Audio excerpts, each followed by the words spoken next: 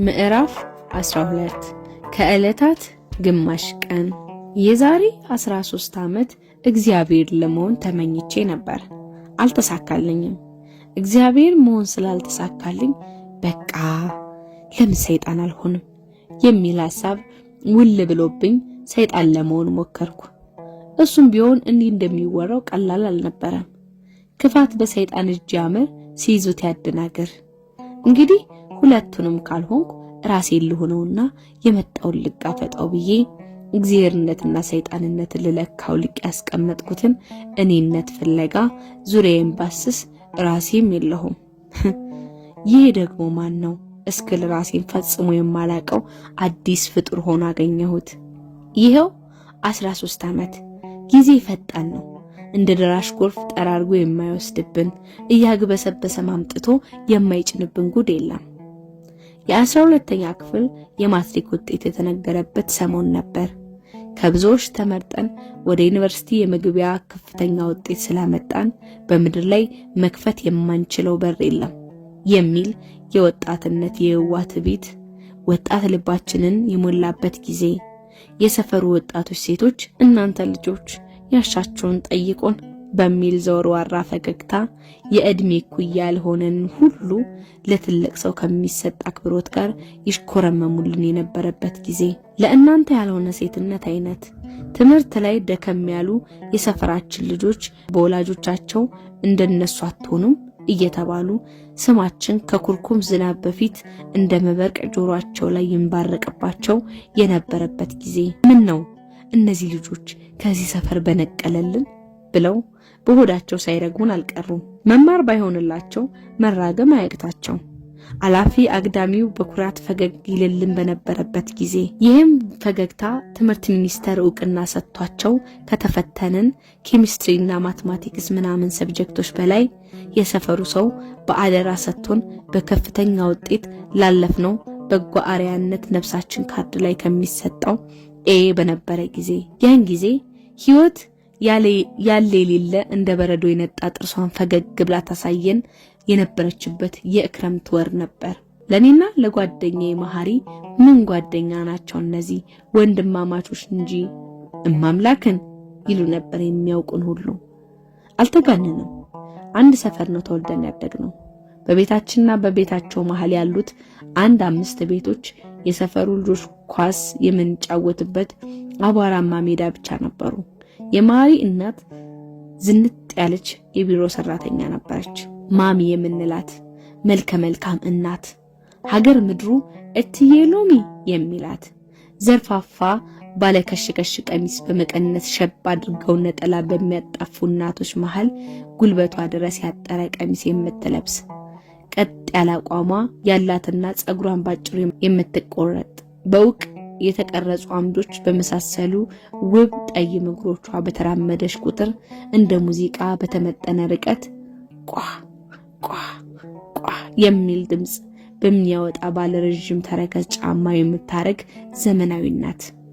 ባሏ የጸሐፊነት ስራዋን እንድታቆም አድርጓት በኋላ ተወችው እንጂ በፊት መሐሪን ጧት ቤታችን አምጥታ ለእናቴ ትተወውና ወደ ስራዋ ትሄዳለች። ስትመለስ ተወስዷለች።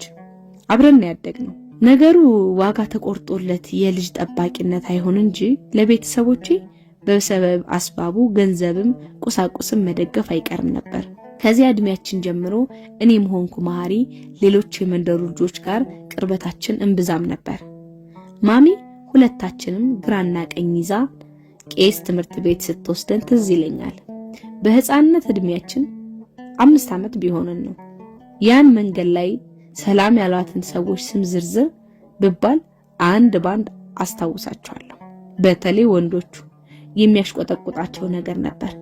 ታዲያ መምሬ ምስሉ ለተባሉ ፊደል አስቆጣሪ ስታስረክበን በሹክሹክታ እንዲህ ስትላቸው ሰማዋት። የኔታ አንድ ላይ ከተቀመጡ መላም የለው ነጣጥሎ አስተምሯቸው። መሐሪ ግን እንዲህ ስትል አልሰማሃትም አለኝ። አልሰማዋትም አለኝ። አቋቋማችን እኮ ከእኔ ይልቅ እሱ ይቀርብ ነበር።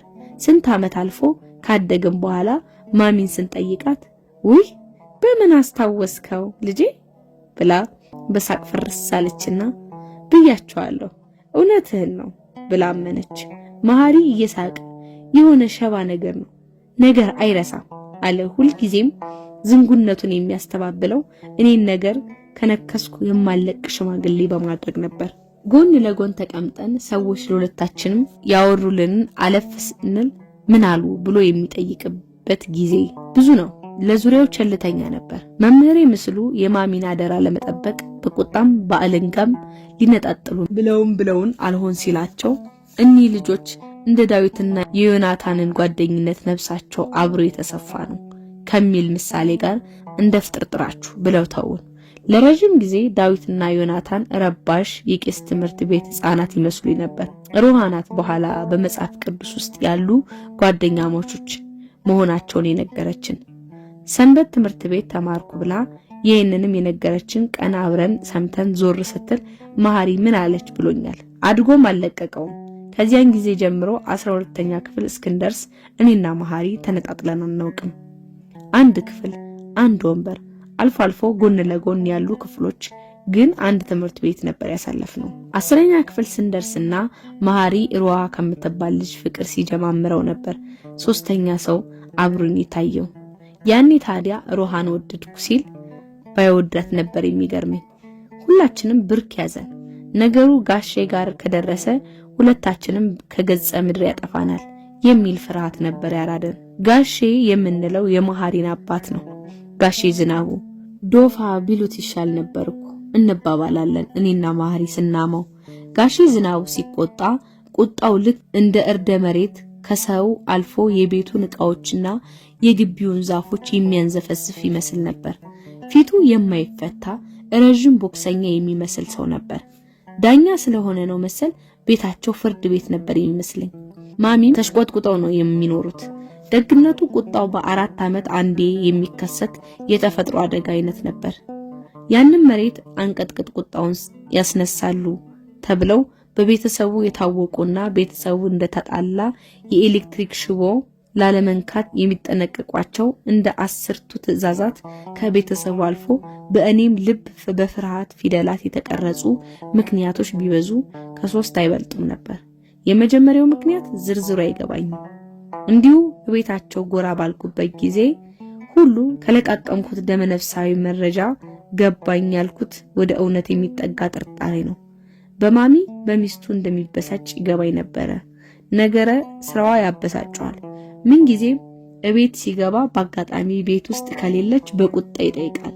የት ሄደች? መሐሪ በፍርሃት እየተተባተበ ማሚ ሄደችበትን ያስረዳል።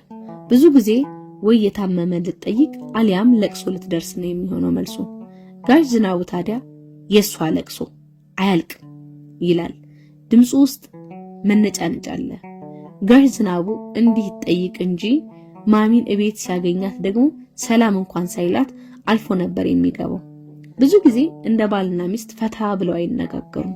ሁለተኛው የጋሽ ዝናቡ ቁጣ መነሻ የመሐሪ ትምህርት ቤት ነበር።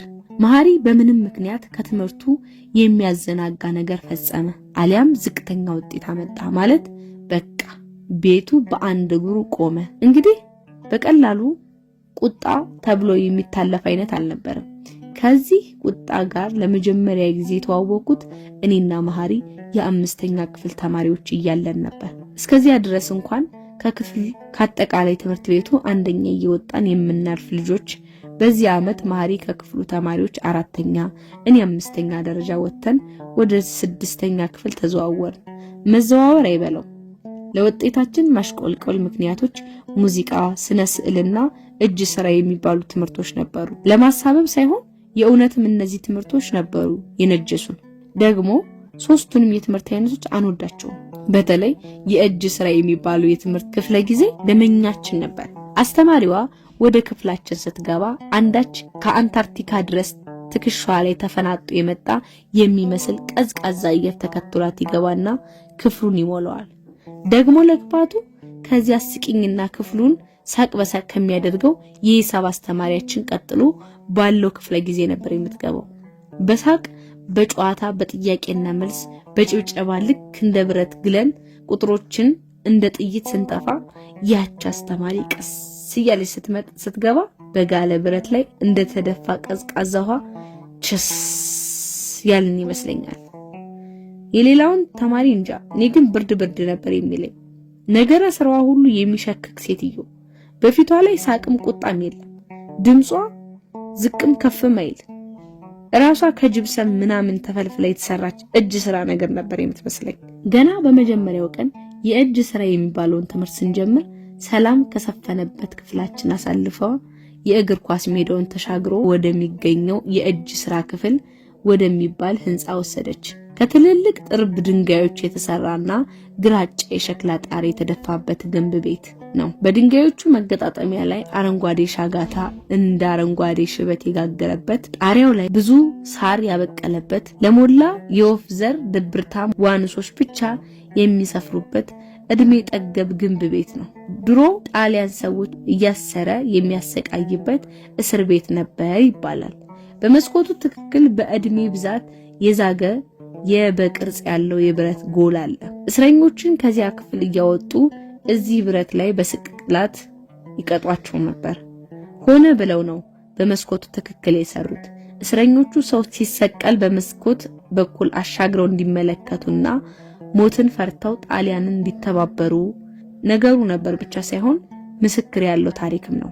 አፈሩ ይቅልላቸውና ከዓመት እስከ ዓመት የጊዮርጊስ ቤተክርስቲያን ጥበቃ የሆነው በየዓመቱ የአርበኞች ቀን ሲከበር ደረቱ ላይ ግራና ቀኝ ብዙ ሜዳሊያ የተደረደረበት የአርበኛ ካኪ ልብሳቸውን ለብሰውና ወርቃማ የዘንባባ ጥልፍ ያለበት ባርኔጣቸውን ደፍተው አሮጌ ጦር እየሰበቁ በኃይለኛው ዘመን እርጅናቸው ተጫጭኗቸው ተውት እንጂ ትልቅ ጋሻ ነበራቸው። በቴሌቪዥን የሚቀርቡ ሰውዬ ታሪክ ሲናገሩ በጆሮዬ ሰምቻቸዋለሁ። ጣሊያን አርበኞቹ በዱር በገደል ሲያስቸግሯት የአርበኞቹን ቤተሰቦች ማሰቃየት ጀመረች። እዚህ ታች አሁን አጤ ብልጣሶር ተማሪ ቤት የተባለው ውስጥ የግንብ እስር ቤት ሰርታ ሰውን ሁሉ እየሰበሰበች ማጎር፣ ጠቁሙ እያለች መግረፍ፣ መስቀል ጀመረች። እስካሁን ያ እስር ቤት ተማሪ ቤት ውስጥ አለ ሲሉ ሰምቻለሁ።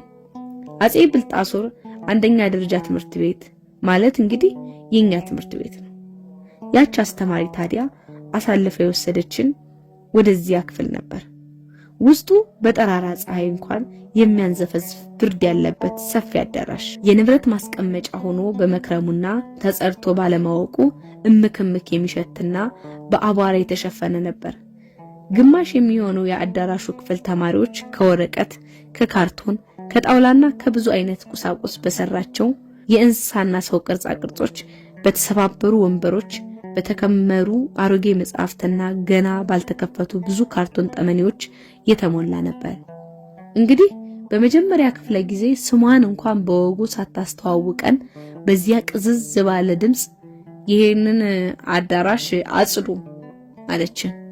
ከዚያን ቀን ጀምሮ ያን ክፍል እኔ መሐሪም ማየት ራሱ ያንገሸግሸን ነበር። ከስንት ዓመት በኋላ ትምህርት ቤቱ ሙሉ ለሙሉ ፈርሶ ሲታደስ ያ የድንጋይ ክፍል ቅርስ ነው ተብሎ እንዳለ ነበር የተተወው። በኋላ እኔና መሐሪ 12ኛ ክፍል እንደጨረስን ሮሃን በመሃላችን አድርገን በሩ ላይ ፎቶ ተነስተናል። እሷ እንዳካበዳችሁት አይደለም ያምራል አለች። ተያይተን በሳቅ ፈረሰን። የዚች አስተማሪ ሌላው አስገራሚ ስራ አንድ ቀን ከቀንም ቀን ቅዳሜ ቀን ጧት ትምህርታዊ ጉብኝት እናደርጋለን ብላ ጠራችን። ቅዳሜን በሚያህል ቀን ትምህርት ቤት መጣራታችን ሳያንስ ልታስጎበኝን የወሰደችበትን ቦታ ይሄው ሩብ ክፍለ ዘመን ሊሆኖ ተቃርቦ እንኳን ትዝ ሲለኝ ይዘገነኛል።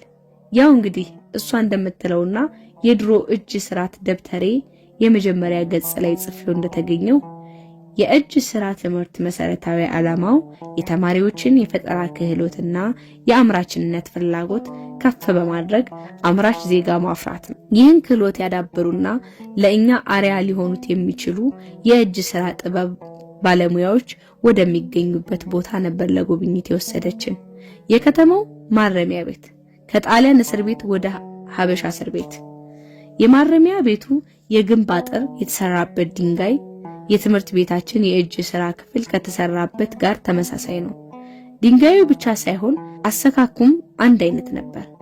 ወይ ይሄንንም ጣሊያን ሰርቶታል አሊያም ከጣሊያን እግር ስር ቁጭ ብለው የተማሩ የሀበሻ መሐንዲሶች አንጸውታል። መቼስ ደግ መማር ባንዳነት አያስብል። የማማው ከፍታ ደመናውን ሰንጥቆ የገባ ነበር የሚመስለው። ከብዙ ፍተሻ በኋላ ከባዱ ተንሸራታች የብረት በር በሁለት መሳሪያ በታጠቁ ወታደሮች እየተገፋና ሲጥጥጥጥጥ እያለ ሲከፈት የሚያለቅስ ይመስል ነበር። በበሩ መንሸራተቻ የብረት ሐዲድ ላይ የተደፈደፈው የጆሮ ኩክ የመሰለ ግራሶ እንደ እንባ ግራ ቀኝ ቀልጦ ይፈሳል። ወደ ግቢው በሰልፍ ስንገባ በህይወቴ ይኖራል ብዬ የማላስበው ዓለም ፊት ለፊት የተጋረጠ መጨረሻቸው የማይታይ በጣም ብዙ አሮጌ የቆርቆሮ ቤቶች ከስንትና ስንት ዓመታት በፊት ፋሽናቸው ነፍሶበት ወደ ቅርስነት የሚያዘግሙ የተረሱ በድሮ ፎቶዎች ላይ ብቻ የማውቃቸው ልብሶች የለበሱ ታራሚዎች ግቢውን ሞልተውታል። አንዳንዶቹ አቧራው እንደ ደመና የሚያነሳ ሜዳ ላይ እየተንጫጩ መረብ ኳስ ይጫወታሉ። ግቢው ራሱ ይሄ ነው የማይባል የተለየ ሽታ ነበረው። ለምንም ነገር ግድ የሌላቸው የሚመስሉ ታራሚዎች በቸልታ ያዩናል። ደግሞ ለክፋቱ ገና በሩ ላይ እንደደረስን የአእምሮ ህመምተኛ የሆነ ታራሚ ፊት ለፊታችን ገጠመ። ልብሱ እላዩ ላይ አልቋል። በባዶ እግሩ ነበር። ልጋጉ ይዝረበረባል። እግርና እጁ የታሰረበትን ከባድ ሰንሰለት እያጨነጨለ ሳያቋርጥ ቻው ቻው ቻው ቻው፣ መውጣት የለም፣ ቻው ቻው ቻው ቻው፣ በቃ ገባችሁ፣ መውጣት የለም ይለናል። ያ ድምጽ እስከዛሬ ጆሮዬ ላይ አለ። እንደተሰለፈን በእስረኞች መሃል አልፈን የእደ ጥበብ ክፍል ወደሚባል ትልቅ የቆርቆሮ አዳራሽ ተወሰድን።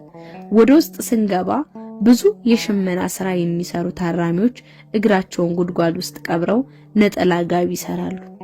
አንዳንዶቹ ረዣዥም የክር ድር እዚያና እዚያ ግድግዳ ላይ በተሰኩ ሚስማሮች ላይ ያደራሉ። ግርግሩ ለጉድ ነው። ጫጫታው ይጨንቃል።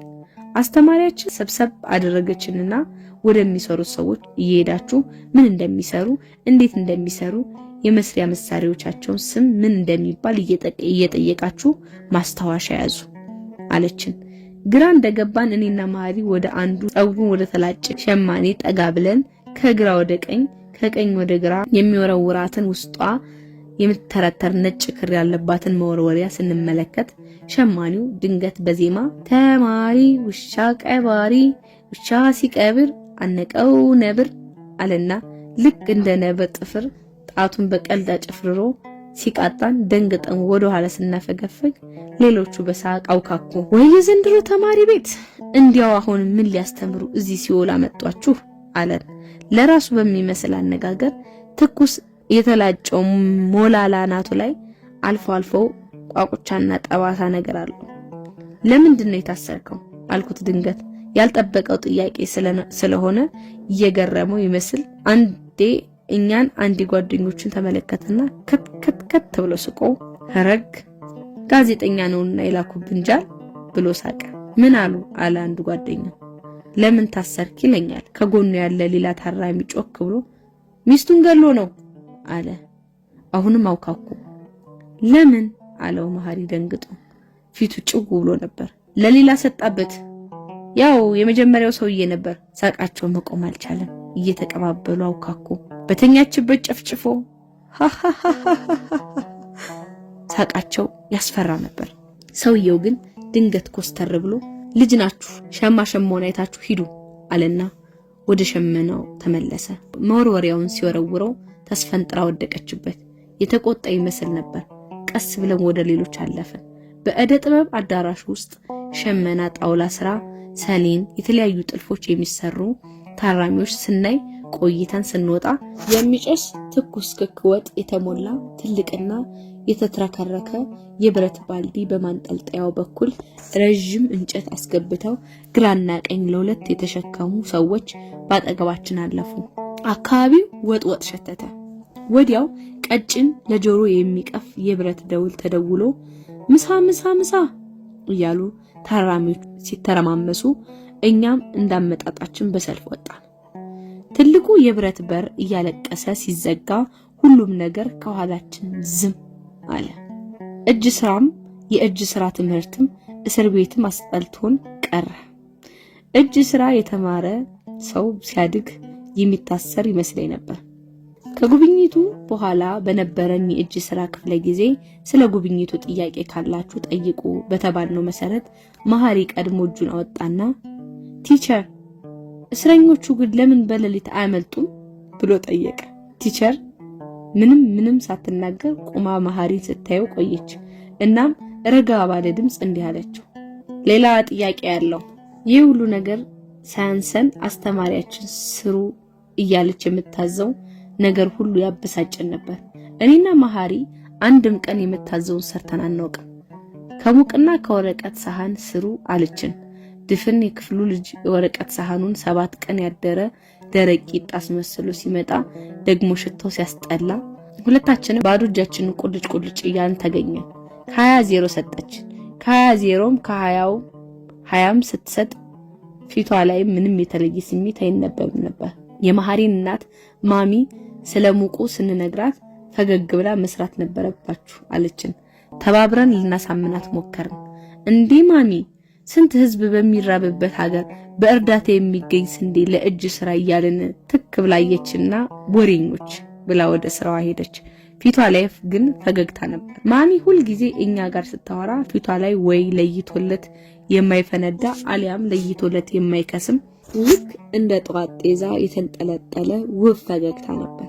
ፈገግታው ሁል ጊዜ አይኗ ላይ ነበር ከአንድ ቀን በስተቀር። ከማረሚያ ቤት ጉብኝታችን የተመለስን ቀን ማሚ ጋር ስላየነው ነገር ስናወራ መሐሪ ካለወትሮ ዝም ብሎ እኔ ነበርኩ የባጤ ቆጡን የማወራው። ማሚ በጣቷ ጉንጩን ነካ እያደረገች ምን ነው ለምቦጭህን ጣልክ ስትለው ነበር ዝም ማለቱ ትዝ ያለኝ። እንዳቀረቀረ ሹክሹክታ በሚመስል ድምጽ ሚስቱን የገደለ ሰውዬ አየን እዚያ ታስሯል አላት። ማሚ ኮስተር ብላ አለች። እኔ ነበርኩ ወሬውን የጨረስኩት። ስለ ሰውዬው ነገርኳት፣ በተለይ ስለ ራሱ ሞላላነትና ስለ ሚስቱም ጉዳይ። ማሚ መሐሪን ድንገት ወደ ራሷ ሳብ አድርጋ አጥብቃ አቀፈችው። እሱም ታፋዋን አቅፎ ቀሚሷ ውስጥ ተሸጎጠ እና እንዲህ አለች፣ ሕፃን ስለሆናችሁ እየቀለደባችሁ ነው። ግን እንደዛም እያለች ማሚ አይኖቿ በእንባ ተሞልተው ከንፈሯ ይንቀጠቀጥ ነበር። መሐሪን ትንሽ ገፋ አደረገችውና አፏን በመዳፏ አፍና ወደ ውስጥ እየጣደፈች ገባች ወደ መኝታ ቤቷ። ሌላኛው ጠላታችን የሙዚቃ ትምህርት ነበር።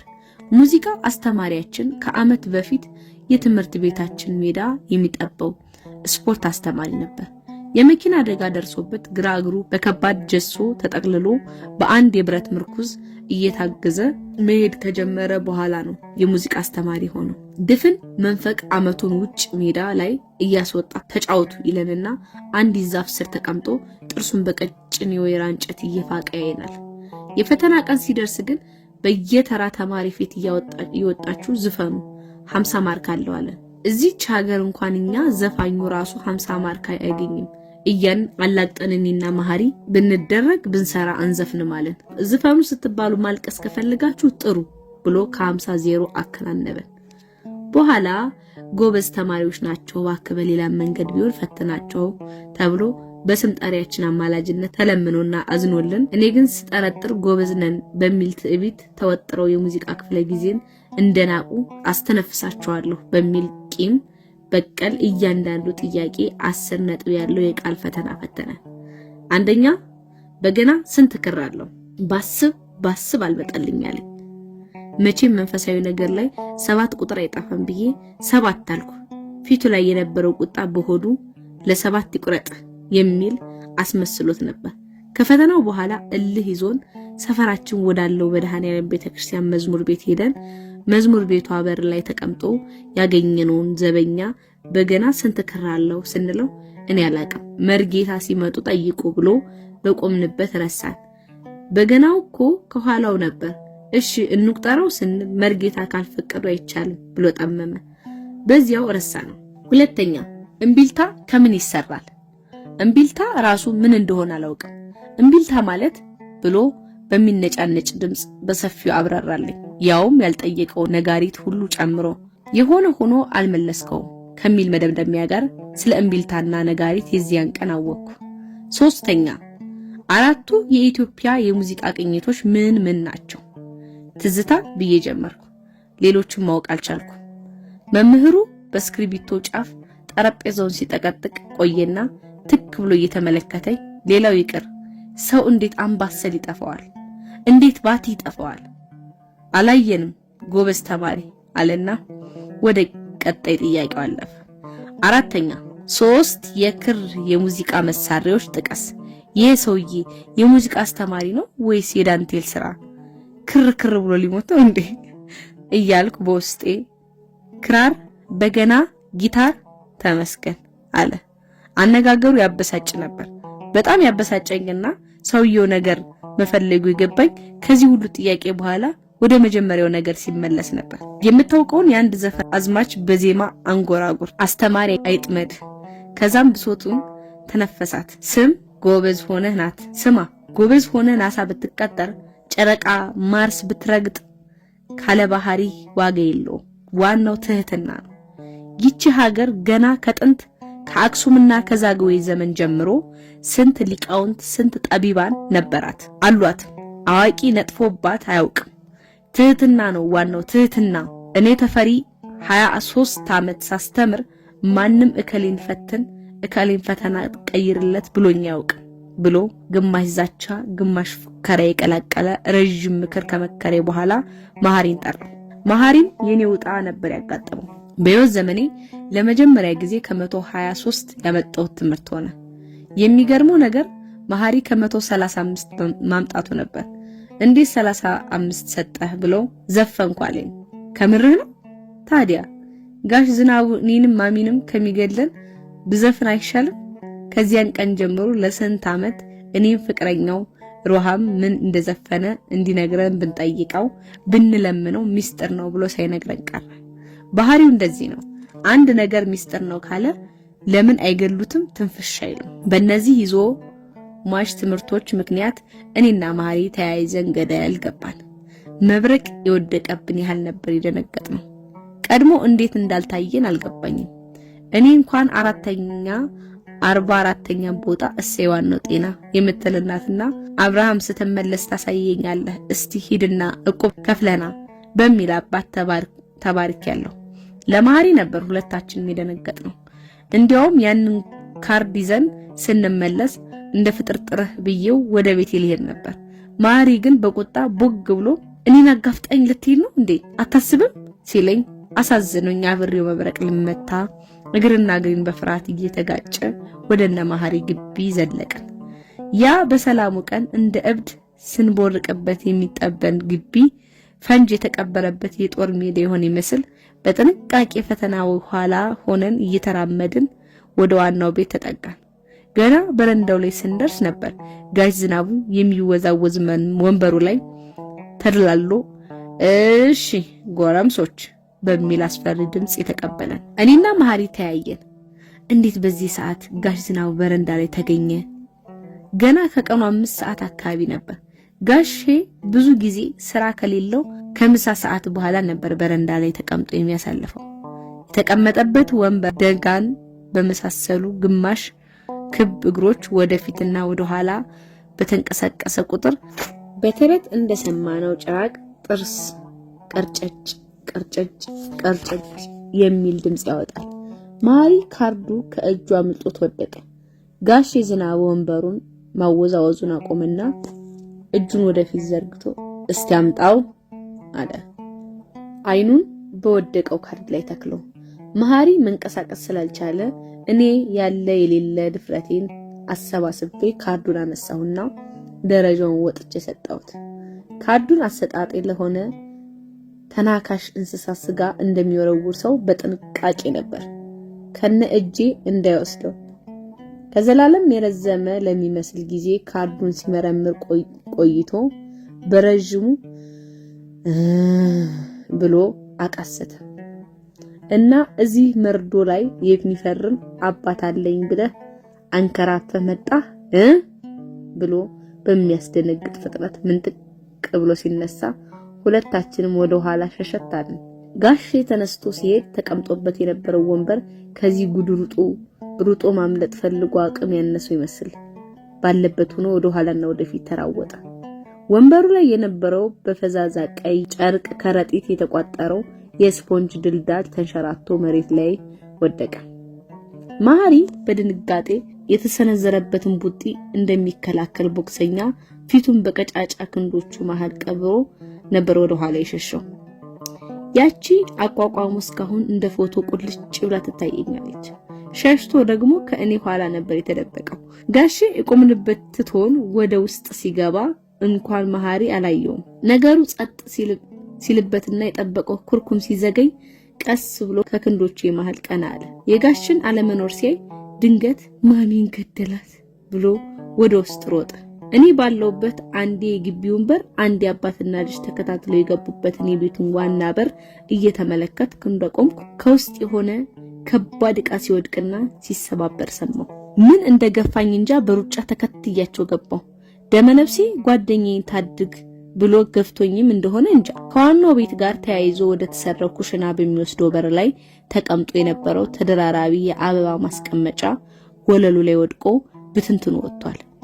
ጋሼ ዝናቡ ኩሽናው ውስጥ ገብቶ በዚያ ነጋሪትና እምቢልታ ቢጨመርበት የክተት ጥሪን በሚያስንቅ ድምጹ ማሚ ላይ ያንባርቅባታል። ለስሙ ሴት ነሽ፣ እናት ነሽ፣ እዚህ ተጎልተሽ እየዋልሽ አንድ ልጅ እንኳን መቆጣጠር ያቅትሻል። ዳሩ በልደትና ሰርግ ሰበብ ማን እየተኳኳለ እግሩን እያነሳ ይዙርልሽ። አራተኛ ምን ማለት ነው ይሄ? ዳሩ አራተኛ ይሁን 14ኛ አይገባሽ አንቺ።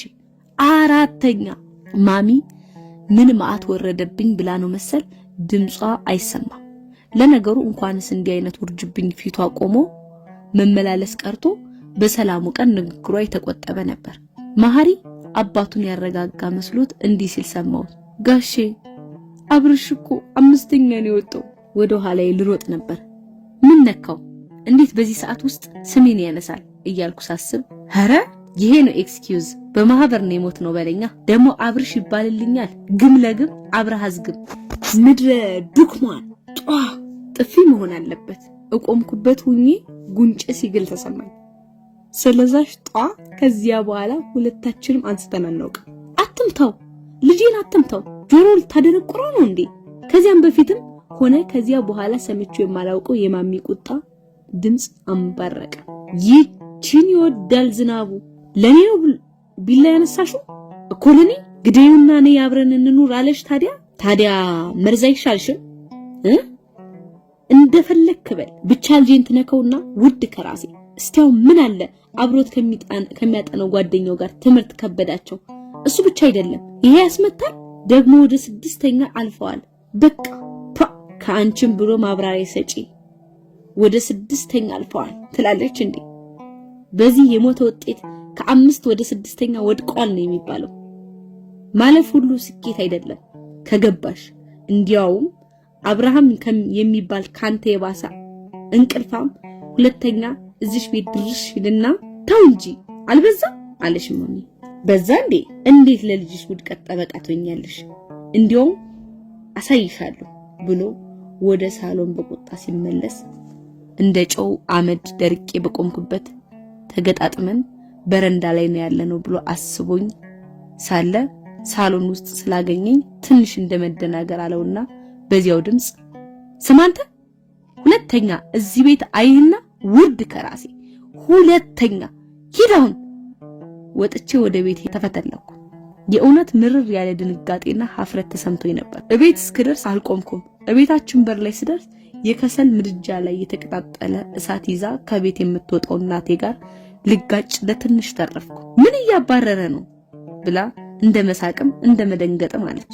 ሁል ጊዜ ሳኮርፍ የምመናቀረው ነገር እንደሱ አባባል ያስቃታል።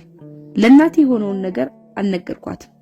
ጠያቂዋ ሲበዛብኝ ካርዴን ሰጥቻት 5ኛ ወጣሁ አልኳት። ካርዱ እንዳይቆሽሽ በስራ የቆሸሸ እጇን ልብሷ ላይ ጠረረገችና ተቀብላኝ አንዴ እንኳን ሳታየው እና 5ኛ ለመጨረሻ ተወጣ እንዲህ ሰዓት ውስጥ እስከምትገባ ያመናቅርሃል እንዴ? ሳመኝና ጎበዝ እያለች ካርዱን ጠረጴዛው ላይ አስቀምጣ እራሷ መታ አገላጣ ሳመች። አባቴ ለምሳ እንደመጣ ፍልቅልቅ እያለች ካርዴን ልክ እንደምሳ ቀረበችለትና አብርሽ 5ኛ ወጣ አለች። 5 ብሎ በዛው ሌላ ወሬ ቀጠለበት። እንዲያው ይሄን የጫማ ሶል በምን ብታጥቢው ነው እንዲህ የቆረፈደው? ያልተላገ እንጨት ላይ ስራመድ የዋልኩ ነው የመሰለኝ። ማታ በቅባት ካላሸሽልኝ እግሬ ዋጋም የለው። አንተ ደግሞ እስቲ ጎበዝ በለው። አሃ አልኩት እኮ የኔ ልጅ ባይባልስ ሀገር ያወቀው አይደለም እንዴ? ማን ነው ስሙ ይሄ የኛ ቁብ ሰብሳቢ ልጅ? ዘንድሮም ወደቀ መሰል እዚያ ቦኖ ውሃው ግንብ ስር ተቀምጦ ይነፋረቃል። ትምህርቱ ሲክበደው መቼም ሰው እንዴት አሳምሮ ማልቀስ ያቅተዋል። አባባ በቃ እንዲህ ነው በራሱ ዓለም የሚኖር። የጋሽ ዝናቡ ነገር እንዲቹ ሲያብሰለስለኝ ዋለ። ወደ ማታ ላይ ከምሽቱ 1 ሰዓት አካባቢ ታዲያ የቤታችን በር ተንኳኳ። ጋሽ ዝናቡ ነበር። በጓሮ በር ወጥቼ ልሮጥ ሳስብ በተረጋጋ ድምጽ ከእናቴ ጋር ሰላምታ ሲለዋወጡ ስሰማ ተረጋጋሁ። እናቴ እንዲገባ ትለምነዋለች። ረጋ ብሎ ወደ ቤት ገባ። ቡኒ የሱፍ ካፖርቱን እስከ አንገቱ ቆልፎ ለብሷል። ጥቁር ቴክሳስ ባኔጣውን በእጁ እያፍተለተለ ቤታችን መሃል ላይ ቆሞ ረጅም ነው። አንገቴን ሳቀረቅር ተወልውሎ ከሚያብረቀርቅ ጥቁር ቆዳ ጫማው ጋር ተፋጠጡ። ተቀመጥ ጋሽ ዝናቡ፣ ምን ነው ከመሼ? በሰላም? ሰላም ነው አትጨነቂ። ቀን ለምን ውጤታችሁ ዝቅ አለ ብዬ እጆቹ ላይ አጓጉል ጮኬባቸው የኔን ነገር ታውቀው የለም የኔውስ ለምዶታል። አብርሃምን አስደነገጥኩት መሰለኝ። ይቅርታ ልጠይቅ ነው የመጣሁት። አማልጅኝ እንግዲህ አለ። እናቴ ወደኔ እያየች እሬት አባቱ ደግሞ ለሱ ይቅርታ። አንደኛ የሚወጡ ልጆች 5ኛ ሲወጡ ላይጮህባቸው ነበር ታዲያ? ሲያርሱ ነው ሲያርሙ፣ ዱላም ሲያንስ ነው። ትንሽማ ቀበጥ ብለዋል። ተነስ አንተ አለች። በርግጌ ተነሳውና ወደ ጋሽ ዝናቡ ተራመድኩ። አብርሽ ለእናንተው ብዬ ነው ዘላለም አብረናችሁ አንኖር። ይህች ዓለም ጨካኝ ናት። አንደኛ እንደኛ ሽሩሩ አትላችሁም። ከትምህርት ሌላ ምን እናወርሳችኋለን አለኝ በትልቅ መዳፍ ራሴን እያሻሸ።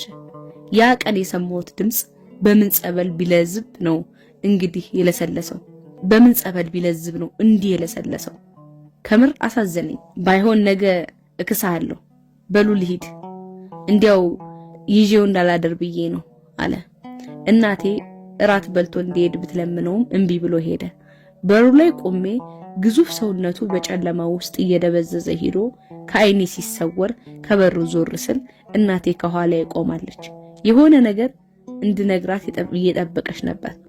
ምንም ነገር አልነገርኳትም። ጋሼ ዝናቡም ከልቤ ቅርብዬው ነበር። ከጧቱ ቁጣው ይልቅ ይሄ ይቅርታው በትምህርቴ እንድበረታ ከራሴ ጋር ቃል አስገብቶኝ ነበር። በቀጣዩ ቀን እኔና መሐሪን ወስዶ ለስላሳና ኬክ ጋበዘን። ስንወጣ ኬክ አስጠቅልሎ ለመሐሪ እያቃበለው ለእናቱ ውሰድላት አለው። መሐሪ ሮሃን አፈቀርኩ ሲል ቀድሞ በሐሳቤ መጣው። ታዲያ ይሄው የጋሼ ዝናቡ ቁጣ ነበር። 4ኛ መውጣቱ ትልቅ ነገር ሆኖ መላእክትና ሰዎች ቢቧደኑ መሃል ላይ የምትቆም ማሚንና ባለቤቷን ጋሽ ዝናቡን ቢላዋ ያማዘዘ መሐሪ ከአንዲት ሴት ጋር ፍቅር ጀመረ የሚል ወሬ ጋሼ ጆሮ ቢደርስ ማሰብ ራሱ አስፈርቶኝ ነበር። ቢሆንም ከመሐሪ ጎን ከመቆም ውጪ ምን አባት ያማራጭ አለኝ? ደግሞ ለክፋቱ ሮሃም ለመሐሪ በፍቅር ክንፍ ብላ ተያይዞ ማበዳቸው። እንዲያውም አንድ ቀን እኛ ቤት ነኝ ብሎ ከሮሃ ጋር ማምሸቱ አስፈርቶኝ በቀጣዩ ቀን እራንተ ልጅ ስርዓት ያዝ ጋሼ ቢሰማ ስለው በቁጣት ቱግ ብሎ የራሱ ጉዳይ ነው ከፈለገ ቤቱን ለቄለት ወጣለሁ አለኝ። በውስጤ እሱን እንኳን ያንን ቤት ለቆ ከወጣ የሚወጣው ነፍስህ ነው እያልኩ ዝም አልኩ። መሐሪ ባለችው ትርፍ ሰዓት ሁሉ ከሮሃ ጋር ተያይዘው የት እንደሚሄዱ እንጃ መጥፋት ሆነ ስራቸው። ሊያመሽ ከፈለገ ብቻ እየተጣደፈ እናንተ ቤት ነኝ ይለኝና ነፍሱን ስቶ ወደ ሮሃ ይበራል። ታዲያ ጋሽ ዝናቡም እየፈራሁም ቢሆን ለጓደኛዬ ለመሐሪ ግን ልቤ በደስታ ይፈነጥዝ ነበር። ከሮሃ ጋር አብረው ሳያቸው ልጁን እንደዳረ አባት ሐሴት አድርጋለሁ። ደግሞ ሲያምሩ ከአይናቸው የሚረጨው የፍቅር ብርሃን ድምቀቱ ሰው ፍቅር ለምን ያዘ አይባልም። ሰው ላፈቀርካት ሴት ለምን ልብስህን ጣልክ አይባልም። እንዲያው ቀንበር ጠቦኝ እንጂ እንደ ሮሃ በስጋም በነፍስም ሲበዛ ውብ የሆነች ልጅ ያፈቀረ ጓደኛዬን ባለፈበት ሁሉ ከፊታቸው ቀድሜ ያውም እንደ ንጉስ ሰልፍ ነጋሪትና እምቢልታ ሲያዥ ይቺ ምን አላት በደንብ እበዱ ወፎች ከበላያችሁ ያርግዱ ተማሪዎች በዙሪያችሁ ተኮልኩለው በፍቅራችሁ መልካም መዓዛ ይታወዱ እያልኩ ማወጅ ያምረኛል። ውብ ልጅ ነበረች ሮሃ። ፈረንጅ የመሰለች ይሏታል። ፈረንጅ አትመስልም። ለኔ ቅላቷ በፈረንጅ ቀለም ላይ ትንሽ ጠይምነት ጠብ ተደርጎበት የተሰራ ለስላሳ ፍካት ነው።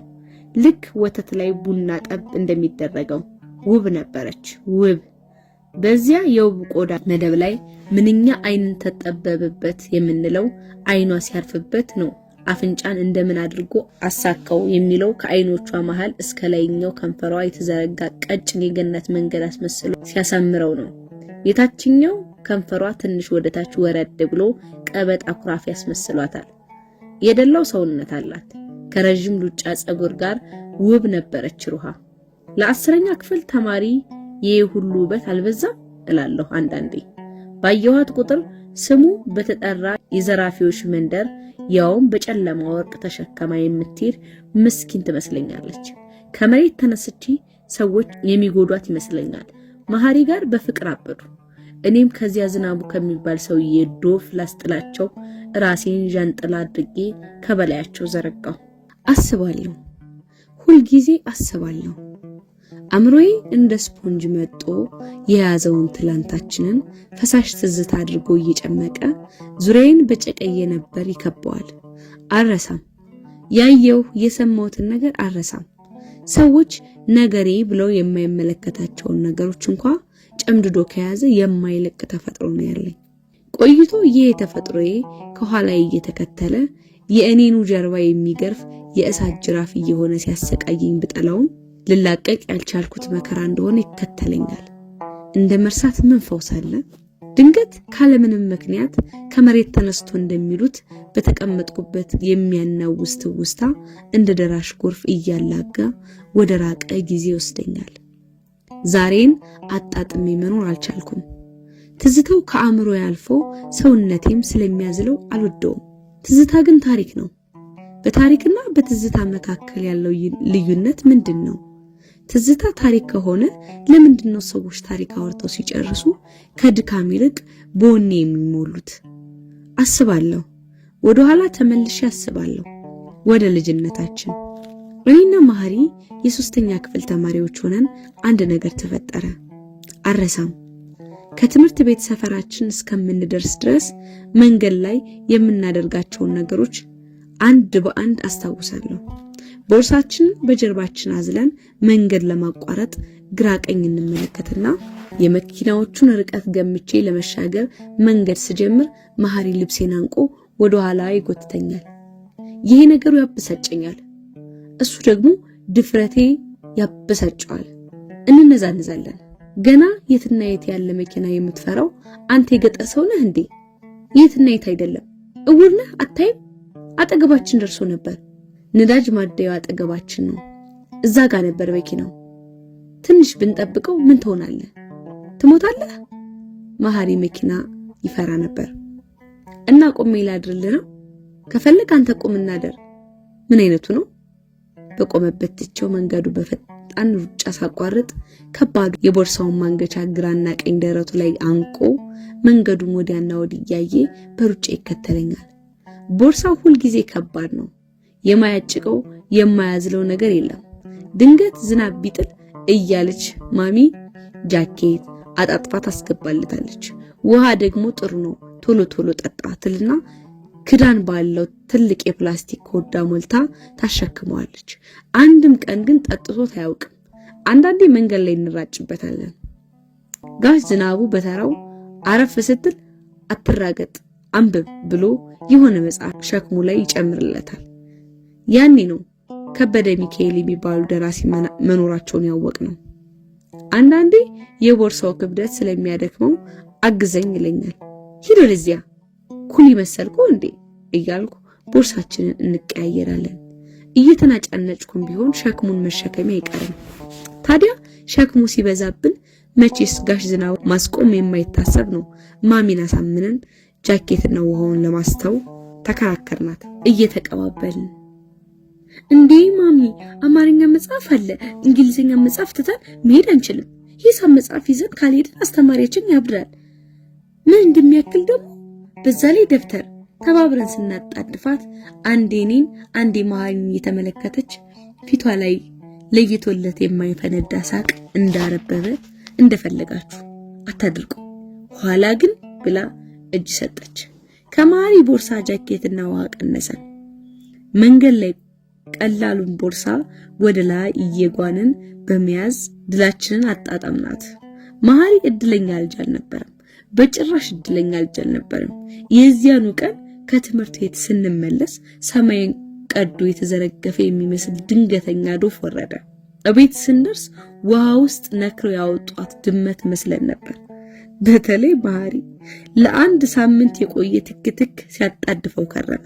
ማሚ ከመጀመሪያው ይበልጥ የከበደ ባለ ወፍራም ገበር ጃኬት ገዝታ መሃሪ ቦርሳ ውስጥ ተቀጠቀችው። አመቱን ሙሉ ያ ጃኬት ከቦርሳው ተለይቶ ያውቅም ነበር።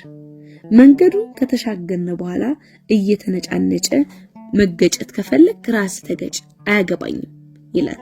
ከዋናው መንገድ ወደ ቤታችን ወደሚወስደው የኮረኮንች መንገድ መገንጠያ ድረስ ተኮራርፈን በእግሮቻችን መንገድ ላይ ያገኘናቸውን ጠርጠሮች፣ የሲጋራ ካርቶኖች እየለጋን በዝምታ እንጓዛለን። ሁል ጊዜ ስንኮራረፍ ለምን እግሮቻችን እንደማያርፉ ይገርመኛል። ወደ ቤታችን በሚወስደው መታጠፊያ ላይ ስንደርስ የሁለታችንን ፊት በፈገግታ የሚደምቅ የዘውትር ደማቅ አቀባበል ይጠብቀናል። ሳሌም ሁል ጊዜ በምንመላለስበት መንገድ ላይ በግራ በኩል ወደ 200 ሜትር የሚረዝም የግንብ አጥር አለ። የአንድ የውጭ ድርጅት አጥር ነው። ግንቡ ወደ ላይ ወደ 3 ሜትር ስለሚረዝም ከረጃጅሞች የጽድ ዛፎች ውስጡ ምን እንዳለ ማየት አይቻልም። እንዲሁ በልምድ የፈረንጆች ቤት ይባላል። በተቃራኒ አቅጣጫ ባለው ትልቅ የብረት በር በኩል የካቶሊክ መነኮሳትን ልብስ የሚለብሱ ነጫጭ እራፊ ጨርቅ ጸጉራቸው ላይ ሸብ የሚያደርጉ ደረታቸውም ላይ ትላልቅ የብረት መስቀል የሚያንጠለጥሉ የፈረንጅና የሀበሻ ሴቶች አልፎ አልፎ ገባ ወጣ ይላሉ። አንዳንዴም በከባድ የፒያኖ ድምጽ የታጀበ የህፃናት መዝሙር ከውስጥ ይሰማል። እኛ በምናልፈበት በኩል ታዲያ ግን ግንቡ ላይ በደበዘዘ ቀይ ቀለም ሽንት መሽናት ነውር ነው፣ በህግም ያስቀጣል የሚል ጽሑፍ ቢኖርም የግንቡ ጥግ ሽንት መሽኛ ነበር። የአጥሩ ስር ድንጋይ የተነጠፈበት 2 ሰው ብቻ ጎን ለጎን የሚያሳልፍ የእግረኛ መንገድ ነው። በዚያ ሲያልፍ የሚከረፋ የሽንት ሽታ ያፈነናል። ልክ አጥሩ እንዳለቀ ወደ ግራ የሚታጠፍና ወደ ሰፈራችን የሚወስድ መንገድ አለ። በበጋ አቧራው እንደ ደመና ተነስቶ በቀስታ የሚንሳፈፍ ግራጫ ጉም የሚሰራ፣ ዝናብ ጠብ ካለ ደግሞ ጫማ የሚነጥቅ የዋልካ ጭቃ የሚነጠፍበት መንገድ። ታዲያ መታጠፊያዋ ጠርዝ ላይ ግንቡን ተደግፈው የቆመች ከላይ በፀሐይ የባዘተ ሰማያዊ ላስቲክ ጣል የተደረገባት የእንጨት ጉሊት አለች። መሃል ግንባሯ ላይ የቶ ምልክት የተነቀሰች ቀይ ሴት በደማቅ ጎድጓዳ የፕላስቲክ ሳህን የሞላ ለውዝ በትናንሽ መስፈሪያዎች የምትቸረችርባት፣ በክረምት ደግሞ የተጠበሰ በቆሎ የምትሸጥባት ጉሊት። ፊቷ በማዲያት የተጠቃ ቀይ ሴት ናት። ሁል ጊዜ ቅዳሜ ደግሞ ይቺው ሴት እነ መሃሪ ቤት ልብስ ስለምታጥብና እንጀራ ስለምትጋግር እንደ ቤተሰብ ነበር የምንቀርባት። ጥድቄ ነበር ስሟ። ከተማ ስትገባ አስቀይራ እየሩስ አስባለችው። የክፉ እድሌ ስሜ ላይ ተጣብቆ እየተከተለኝ እንደሆን ብዬ ፈርቼ እንጂ እኔስ ጥድቄ ሲሉ ነው የምወድ ትላለች። ሕፃን ልጅ አለቻት ሳሌም የምትባል ከአራስነቷ ጀምሮ እዚሁ መንገድ ላይ ያደገች። በፊት ይችን ሕፃን በእቅፏ ይዛ ነበር ለውዝ የምትሸጠው። ሕፃኗ እዚያው መንገድ ዳር መዳህ ጀመረች። ምን ነው እዚህ ቆሻሻ ላይ አንሻት እንጂ ቢያምብሽስ ይላሉ መንገደኞቹ። እንደዚያ ይበሉ እንጂ አንዳንዶቹ መንገደኞች አለፍ ብለው ግንቡ ጥግ ሽንታቸውን ይሸኑ ነበር። እዚያው መንገድ ዳር ድክ ማለት ስትጀምር እረ ይቺ ልጅ ሩጣ መኪና እንዳትገባብሽ ያዣት እንጂ እያለ አላፊ አግዳሚው ያንን ሁሉ ማርት አልፋ ሳሌም አደገች።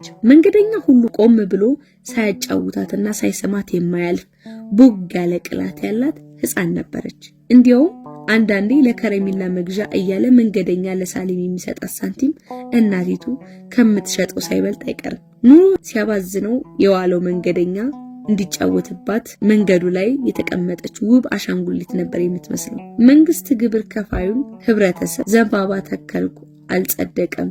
አበባ ተከልኩ ደረቀ። በመንገዱ ስታልፍ በዝች ውብ እንቦቀቅላ ነፍሳችሁ ደስ ይበላት ብሎ ያስቀምጣት። ሳሌም እኔና መሐሪን ገና ከሩቅ ስታይን በሚያቅጨለጭል ሳቋ ታጅባ ወደኛ ትሮጣለች። እናቷ ቀስ ቀስ እያለች በአይኗ ትከተላታለች። በየተራ እንስማታለን። መሃላችን ገብታ በማይገባን ቋንቋ ትኮላተፋለች። እጅና እጇን ይዘን ኦፒ ኦፒ እያለች ወደ እናቷ እንወስዳታለን። አንዳንዴ ትተናት ወደ ቤታችን ስንሄድ ካልወሰዳችሁኝ ብላ መንገዱ ላይ በደረቷ ተኝታ ታለቅስ ነበር። እኔና መሐሪ ለውዝ አሰፍረን በየኪሳችን እንይዝና ለሳሌም እናካፍላታለን። ለለውዙ አንከፍልም። ለጋሽ ዝናቡ እንዳትናገር አስጠንቅቀን በዱቤ እንወስዳለን። ያው ቅዳሜ ልብስ ለማጠብ እነ መሐሪ ቤት ስትመጣ ማሚ ምን ይሻላቸዋል እነዚህ አንበጣ የሆኑ ልጆች እያለች ትከፍላለች። ሳሌምን የዱቤ ለውዝ አስለምደናት ገና ሲሰፈር መሬት ላይ በቂጧ ዝርፍጥ ትልና ቀሚሷን ዘርግታ ታመቻቻለች። ለውዙን እንደ ዶሮ ጥሬ ቀሚሷ ላይ እንበትንላታለን። በትንንሽ እጆቿ እየለቀመች ትቆረጥማለች። አንዳንዴ አንዲት የለውዝ ፍሬ ታመልጣትና ያችን የለውዝ ስታነሳ የቀሚሷ ላይ በሙሉ መንገዱ ላይ ይበተናል። ብዙ ጊዜ ለውዟን ከያዘች ቻው ስንላት እንኳን ቀና ብላ አታየንም። ሐሳቧ ለውዝ ላይ ነው። አንቺ ቻው በያቸው እንጂ ትላለች እናትየዋ በሀፍረት። ምስኪን የገጠር ሴት ናት። እየተሳሳቅንና ለውዛችን እየቆረጠምን ወደ ቤታችን እናዘግማለን። ለውዝ አበላላችን በራሱ ትንሽ ትርኢት ይመረቅበት ነበር። ገለባውን አራግፈን ወደ ላይ እንወረውርና አፋችንን ከፍተን እንጠብቀዋለን። ብዙውን ጊዜ ብንካንበትም አልፎ አልፎ ግን ከጥርሳችን ጋር እየተጋጨ አሊያም አፋችንን ስቶ መሬት ላይ ይወድቃል።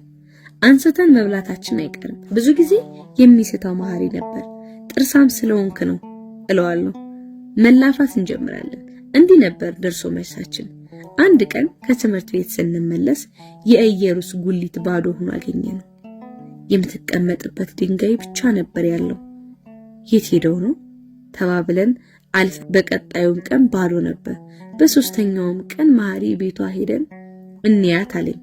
ደብተሬን አስቀምጬ ተመለስኩና መሐሪን ስጠራው ማሚ ነገ ቅዳሜ እንያትና ካልመጣች ትሄዳላችሁ ብላለች አለኝ። ረቡዕ፣ ሐሙስና ዓርብ መሆን አለባቸው ቀናቱ።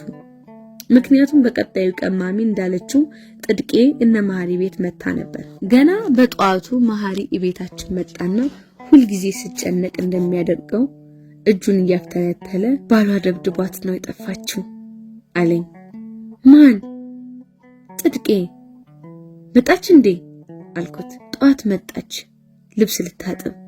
ማሚ ግን እንዲሆነሽማ አታጥቢም ምናምን ብላት ቁጭ ብለው እያወሩ ነው። እንዳለ ፊቷ በሞላ ባብጧል። በቢላዋ ሊያርዳት ነበር። አምልጣ ጎረቤት ቤት ተደበቀች። ኧረ ራሷ ናት ለማሚ እያለቀሰች ነገረቻት። ፊቷ ሁሉ እንዳለ አባብጧል፣ ጥርሴ ተነቃቅሏል ብላለች። መሐሪ ሲያወራ በፍጥነት ነበር።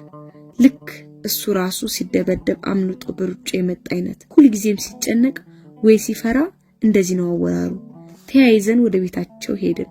ገና በሩ ላይ ስንደርስ ሳሌም ኦፕ ኦፕ እያለች ወደኛ ሮጠች። ጥድቄ አይኗ ሁሉ አባብጦ ከንፈሯ ደም አርግዞ ከልብስ ማጠቢያው አጠገብ ባለ አግዳሚ የድንጋይ ወንበር ላይ ከማሚ ጋር ጎን ለጎን ተቀምጠው ነበር። ማሚ በጣም በመበሳጨቷ የተነሳ ከመሐሪ ጋር ተከታትለን ስንገባ እንደወትሮ ሰላም እንኳን አላለችኝም። በየመሃሉ እየደጋገመች ወይ ጥጋ ወይ ጥጋ ወይ ጥጋ እያለች ከድምጿ እኩል ቸፕ ቸፕ እያደረገች ታጨበጭባለች። እንዲህ እንደተቀመጡ ጋሽ ዝናቡ ነጭና ጥቁር መስመር ያለበት በልኩ የተሰፋ የሜዳ አህያ ቆዳ በሚመስል ዥጉርጉር የሌሊት ልብስ ላይ ከጥጥ የተሰራ ነጭ ጸጉራም ካፖርት ደርቦ እየተንጠራራ ከቤት ወጣና በረንዳው ላይ ቆሞ አዛጋ። ሲያዛጋ ድምፁ በሌሊት ከሩቅ የሚሰማ የጫካ እንስሳ አይነት ድምጽ ይመስል ነበር።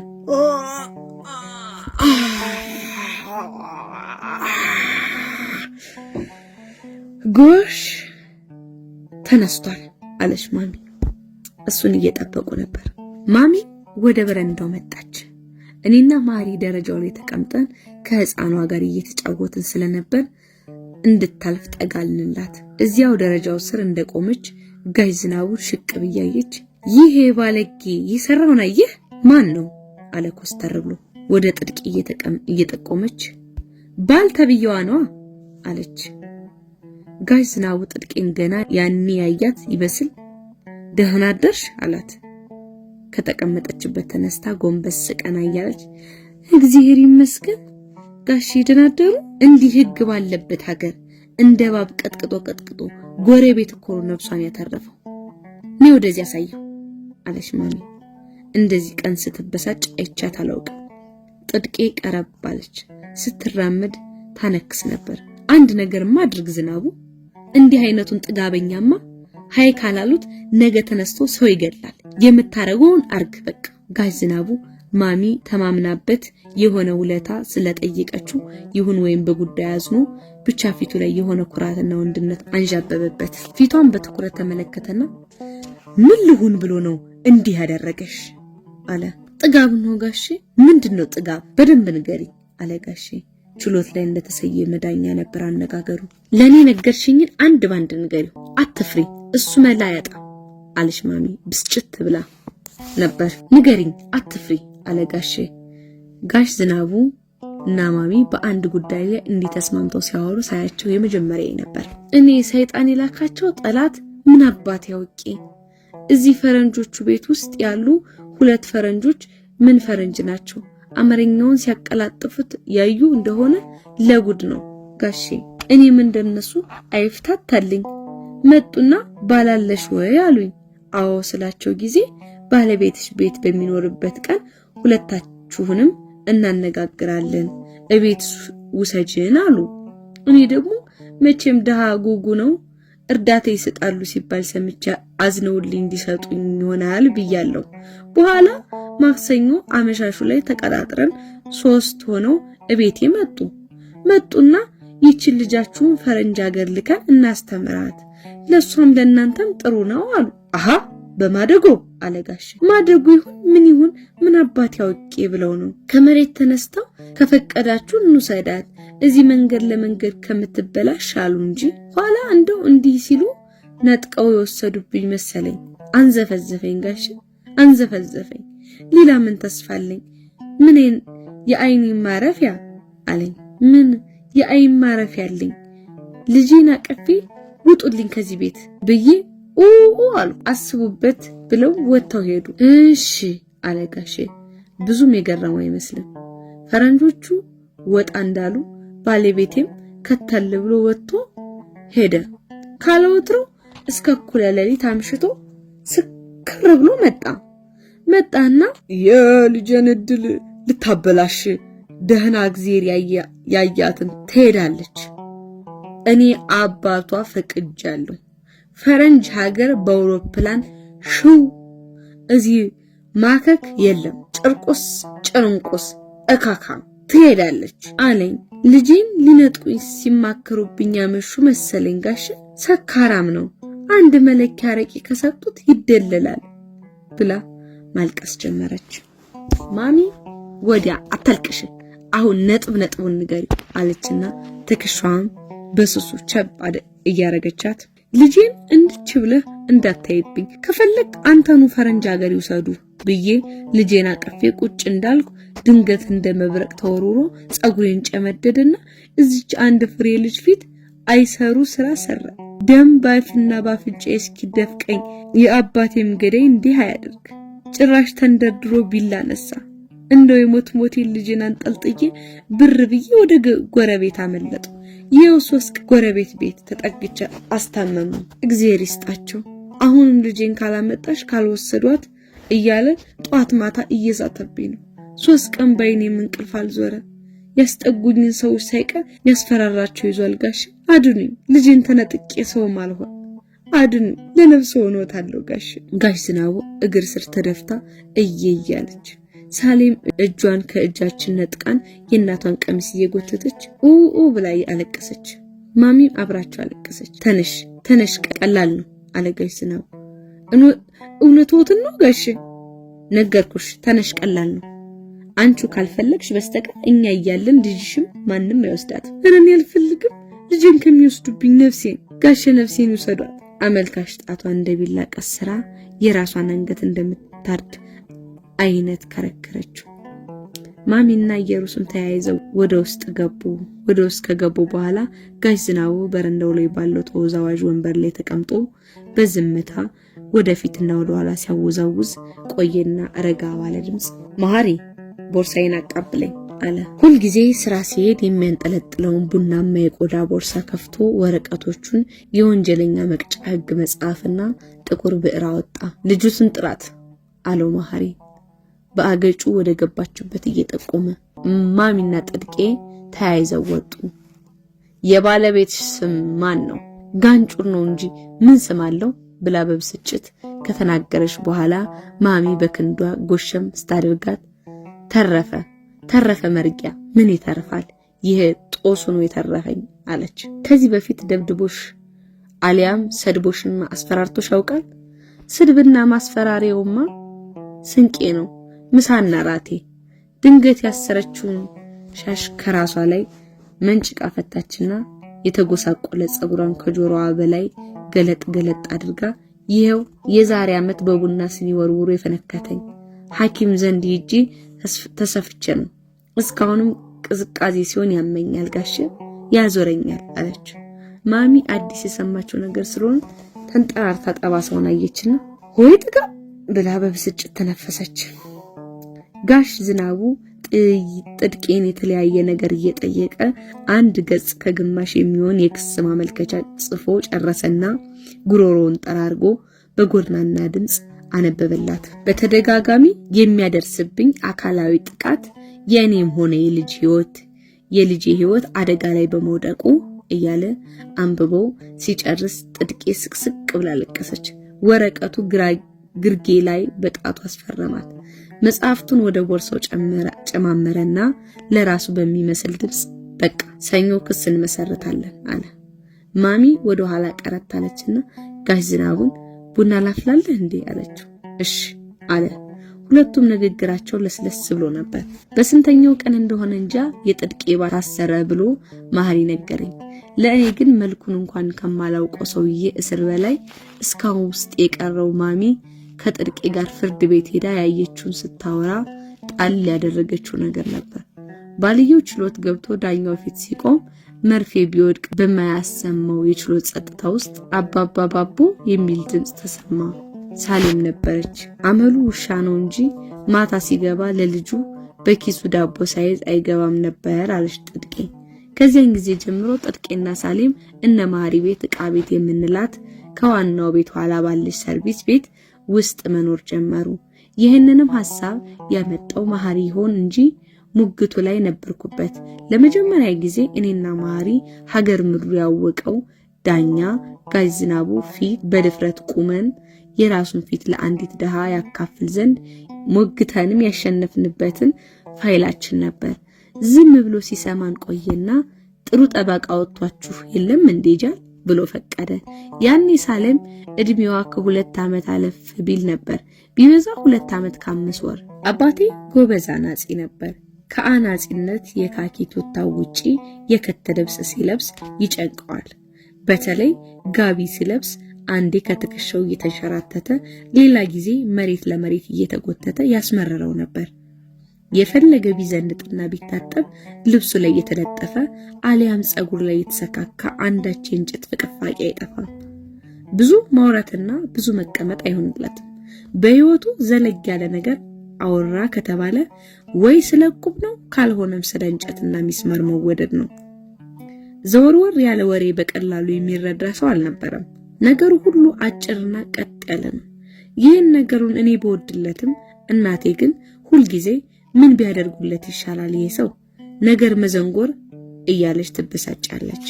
ታዲያ እንደ ሁልጊዜው በእናቴ አስገዳጅነት ጧት ተነስቶ ቤተክርስቲያን ደረስ ብሎ መመለስ ነበር። በር ላይ ቆሜ እጁን እያስታጠብኩ ነው። ከስብከቱ ሁሉ የማይዋጥልኝ የክርስቶስ አናጢ ነበር የሚሉት ነገር ነው። ታዲያ ቢሆን አንተ ምን ተነካ? ስራን ተሻማህ ሆ አለች እናቴ። እኔ ምን ይነካል?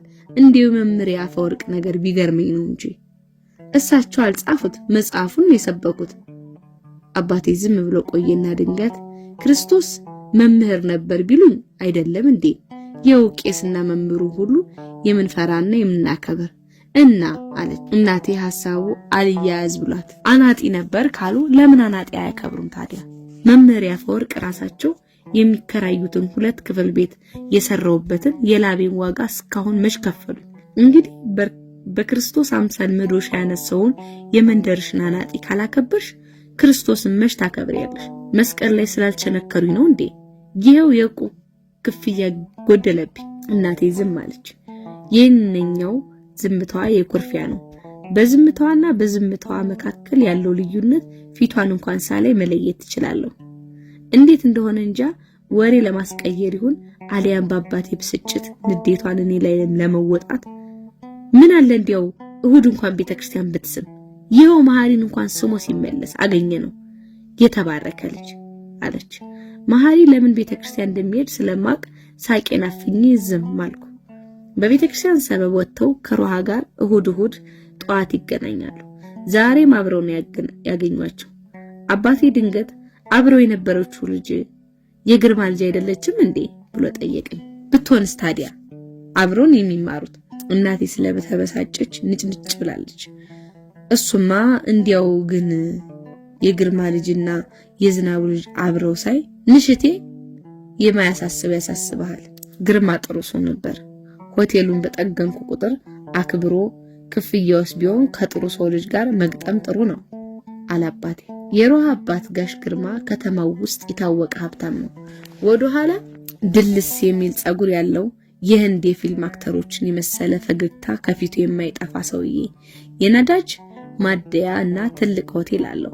ከ2 ዓመት በፊት በሆነ ጉዳይ ተከሶ ፍርድ ቤት ይቀርባል። ጉዳዩ በትክክል ምን እንደሆነ እንጃ ከመንግስት ጨረታ ጋር የተያያዘ ነገር ነው ሲሉ ነው የሰማሁት።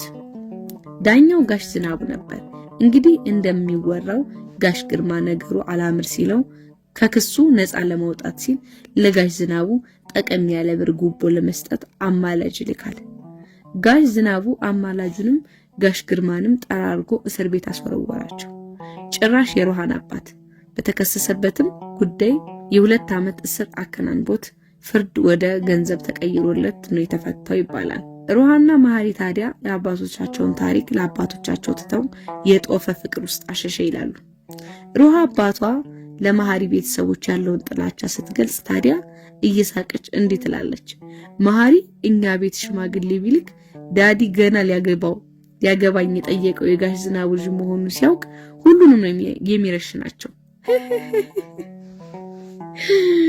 እኛም እንዲህ ነበር የምናስበው። ጋሽ ዝናቡ መሐሪ ሴት ማፍቀሩ ብቻ ሳይሆን የጋሽ ግርማ ልጅ ማፍቀሩን ቢሰማ ለዚያም ነበር ያንን ሁሉ ጊዜ መሐሪና ሮሃን በመካከል ያልተቀጠርኩ አጃቢ ሁኜ መክረሜ። ይገርመኛል 2 ሰዎች በቀን 4 ጊዜ የሚገናኙበት ጠባብ ከተማ ውስጥ መሐሪና ሮሃ በፍቅር ናውዘው ከተማውን ሲያካልሉ ፈጣሪ የደመና አምዱን አውርዶ ጋርዷቸው ይሆን? አሊያም የመገናኛ ሰዓታቸውና የማለፊያ መንገዳቸውን ሳይቀር ስንዝር በስንዝር ሰከንድ በሰከንድ አጥንቼ በዚህ ሂዱ በዚህ ተመለሱ የሚል እኔ ፎርሙላዬ ሰርቶ ብቻ 2 ዓመት አካባቢ ለሚሆን ጊዜ ከሁለቱም ቤተሰቦች አይን ተሰውረው ነበር። እንደዛ ነበር የማስበው። ይህ ፍቅር የሚባል ነገርማ የሆነ ዙሪያውን የሚያደነዝዝ ነገር ሳይኖር አይቀርም።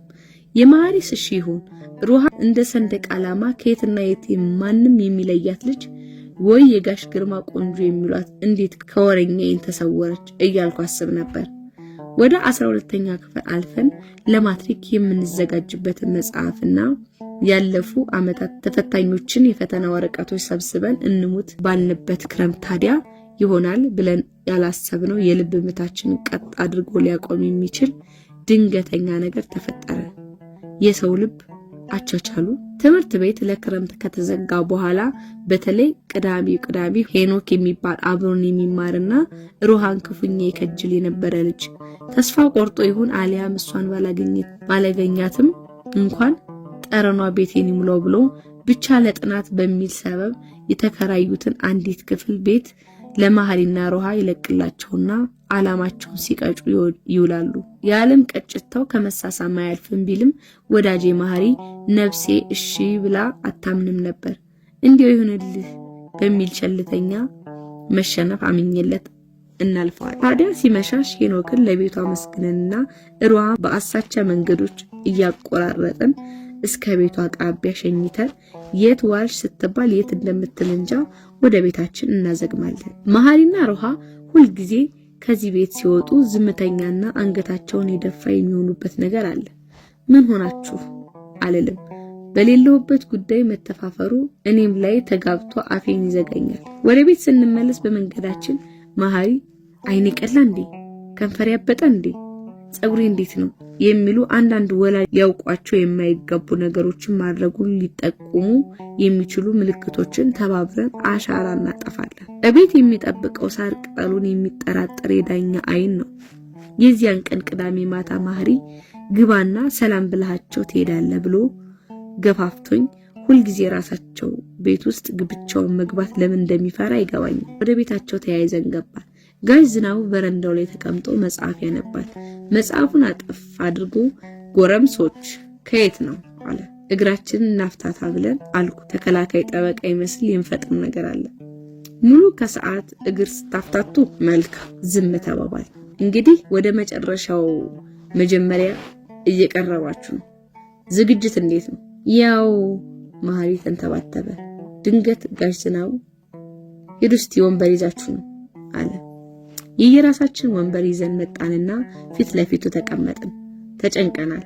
ጋሽ ዝናቡ ቁጭ በሉ አለ ማለት ልክ አስተማሪ ውጣ ተንበርክክ እንደሚለው አይነት የቅጣት ስሜት ያለው ነገር ነው። እና እግር ማፍታታቱ የት የተወሰዳችሁ አለን ድንገት። እኔና ማህሪ ተያየ። አብርሃም አለኝ። የማርያም ብቅል ፈጭቻለሁ ብል ደስታዬ ነው። አቤት ጋሼ፣ ማህሪ ወንድምህ ማለት ነው። እናንተ አሁን ጓደኛ አትባሉም። ለኛም ቢሆን ከማህሪ ለይተን የማናይ ልጃችን ማለት ነው። የማህሪ ነገር የእኔን ያህል የእናቱን ያህል ሊያሳስብህ ይገባል። ፈለጋችሁበት ስትሄዱ የት ወጣው የት ገባህ የማንለው ለምን ይመስላል? ስላደገችላ ብለነው ነው? አይደለም። አንተን ስለምናምንህ ጥሩ ልጅ ስለሆንክና መጥፎ ቦታ ሲውል ዝም ብለን እንደማትመለከተው ስለምናምን ነው። ይገባኛል። ጓደኝነታችሁ እርስ በርስ ነገሮችን የምትሸፋፈኑት ነገር ግን ደግሞ ከሪያሊቲው ብዙ መራቅ የለባችሁ ብሎ ተራ በተራየንና ስለ ሮሃ ሁሉንም ነገር አውቃለሁ አለን። የማህሪ ጉሮሮ ገርጨጭ ሲል ሰማሁት። ምራቁን ሳይሆን 32 ጥርሱን ባንድ የዋጠው ነበር የሚመስለው። ሮሃ አረ ሮሃን አናውቃትም ማናት ብዬ ወደ ማህሪ ስዞር አንገቱን ደፍቶ መሬቱን ይመለከታል። ማህሪ እናንተ ቤት ነኝ እያለ የት ያመሽ እንደነበር አውቃለሁ። ከመጀመሪያው አውቃለሁ። ኢትስ ኦኬ። አሁን ልወቅሳችሁ አሊያም ልከሳችሁ አይደለም። እድሜያችሁ ነው። ሰው እናትና አባቱን ይተዋል ይላል መጽሐፉም አይደለም እንዴ ማህሪ? እሑድ ጠዋት ቤተክርስቲያን ስትሄድ እንደዛ ሲሉ አልሰማህም አለና ብሎ ሳቀ። አሳሳቁ የማህሪ የእሑድ ጠዋት ጉዳይ እንዳወቀ የሚያሳብቅ አይነት ነበር። ሕፃን አይደላችሁም። በመደባበቅና ጫካ ለጫካ በመሄድ የጥናት ጊዜያችሁን ማባከን የለባችሁም። ያው ባለቀ ሰዓት ትምህርት ዋናው ጉዳይ ነው። ትምህርት ባለማመን ቀስ ብዬ የጋሽ ዝናቡን ፊት ስመለከተው አይን ላይን ተገጣጠመ። መልሼ ያቀረቀርኩ። ማህሪ አቤት ጋሼ፣ በሚመቻት ቀን አምጣትና ከእኔም ከእናትህም ጋር አስተዋውቀን። ከዚህ በኋላ ጢሻ ለጢሻ እየዞራችሁ ጊዜያችሁን በማይረባ ድብብቆሽ እንዳታሳልፉ። መገናኘት ሲኖርባችሁ እዚሁ ትምጣ። ማን? ማህሪ ተንተባተበ። ከዚህ ሳምንት እንዳያልፍ አሁን ሂድ። ማሚን እንኳን ገብቼ ሰላም ሳልላት በቀጥታ ከበረንዳው ወደ ቤት ሮጡ። መንገድ ላይ ለራሴ እንዲህ እያልኩ ነበር። ከስብከቱ ሁሉ የማይዋጥል ይሄ ሰው እናትና አባትን ይተዋል የሚሉት ነገር አሁን ጋሽ ዝናቡ ልተውስ ቢሉት የሚተው ሰው ነው? እነዚያ ለማትሪክ የተዘጋጀንባቸው ወራት አለፉ። ፈታኝ 6 ወራት በወረቀት ዋሻዎች ውስጥ የምንነባቸው የዓለምን ዕውቀት ሁሉ ከወረቀት ማህፀን ልናዋልድ ማርያም ያልንባቸው የምጥ ወራት እንደ ሰዓት ቦምብ እያንዳንዷን ደቂቃ በጭንቀት የቆጠርንባቸው ግን ደግሞ ልክ እንደ ምጥ ከአእምሯችን አብራክ የሚወለደውን ነገ በሚያጓጓ ተስፋ የጠበቅንባቸው በጣት የሚቆጠሩ ወራት። ሌላ ዓለም አልነበረንም፣ ሌላ ህልም አልነበረንም። ገነት የት ነው ቢሉኝ ዩኒቨርሲቲ ምግብ በየት ነው ቢሉኝ በዚህ በቆለፍ ነው ወረቀት በኩል ባዮች ነበርን። ዕውቀት አልነበረም አይኖቻችን ሲቃርሙ የነበሩት። በኬሚስትሪና ፊዚክስ በሂሳብና እንግሊዘኛ ተመስጥሮ የተዘጋ የገነት ቁልፍ መክፈቻ ተአምር እንጂ። ይህ ቆይቶ ገባኝ፣ ዘግይቶም አይባልም መቼም። የሚበዛውን ጊዜ የምናድረው እነ መሐሪ ቤት ነበር። ያቺ በመስኮቷ የግቢውን አበቦች ስትጋብዘን ችላ ብለን ወረቀት ላይ ያቀረቀርንባት የመሐሪ መኝታ ቤት ከአራት ግዑዝ ግድግዳ የተሰራች ክፍል ሳትሆን እኛን ልትወልድ በበኩሏ በምጥ የምትናጥ የቦለኬት ማህፀን ነበረች። ማሚ ሌሊቱን ሙሉ አንዴ ቡና አንዴ ሻይ እያፈላች ወዳለንበት ክፍል ብቅ ትልና እንደደከመው ሰው አልጋው ጫፍ ላይ ቁጭ ብላ ትንሽ አረፍ እያላችሁ ችክ አትበሉበት ትለናለች። በኋላ ስንቀልድ ማትሪክን አብረሽን ተፈተንሽ እንላት ነበር። እጇን ያንን የሚያቅጨለጭል ወርቃማ ማሰሪያ ያለው የማይሰራ ሰዓት የምታስርበትን ግራ እጇን ወደ ላይ ቀስራ እናሸንፋለን ትለናለች። ማሚ ሰዓትሽ ለምን አይሰራም? ማሰሪያውን አታዩትም? እያረጀ ነው። እንዲህ ያለውን ሰዓት አመትን እንጂ ደቂቃን ሰዓት አይቆጥርም ትልና ቅሬታ ያረበበበትን ፈገግታዋን አሳይታን ተነስታ ትሄዳለች። ምን ማለቷ ነው አላልንም። የሚያሳስበን ብዙ ጉዳይ ነበር። ጋሽ ዝናቡ በእነዚህ ወራቶች ባህሪው ተለሳልሶ አልፎ አልፎ ቀልድ የሚያወራባት ሆኖ ነበር። ጋሽ ዝናቡ ቀልድ ጣል ሲያደርግ ደም ስራችን እስኪወጣጠር ጣር የሚመስል ሳቅ የምንስቀው ከቀልዱ ይልቅ ስምንተኛው ሺህ የቀረበ እየመሰለን ሳይሆን አይቀርም። እንዲሁ ጋሽ ዝናቡ መቀለዱ አያስቅም። አንድ ቀን ማሚን እንዴ ጋሽ መቀለድ ሁሉ እኮ ጀመረ ስንላት ይሄው ስራው ኮስታራ አደረገው እንጂ ድሮማ ጥርስ አያስከድንም ነበር አለችን። መሐሪ ታዲያ ከዚያ በኋላ በሆነ ነገር ሲጨናነቅ ሳቃቸውን ድሮ ጨርሰው እኛን ያጨናንቁናል ይላል። ጋሽ ዝናቡ ለመሳ ወደ ቤት ካልተመለሰ በቀን አንዴ እየደወለ እሺ ጥናት እንዴት ነው እያለ ይሰልለናል። ያን ሰሞን ስራ ይበዛበት ስለነበር ተዘዋዋሪ ችሎት የሚባል ነገር ብዙ ባይገኘንም አምሽቶ ሲመጣ በቀጥታ ወደ ክፍላችን ብቅ ይልና በሩ ላይ ቆሞ ያንኳኳል።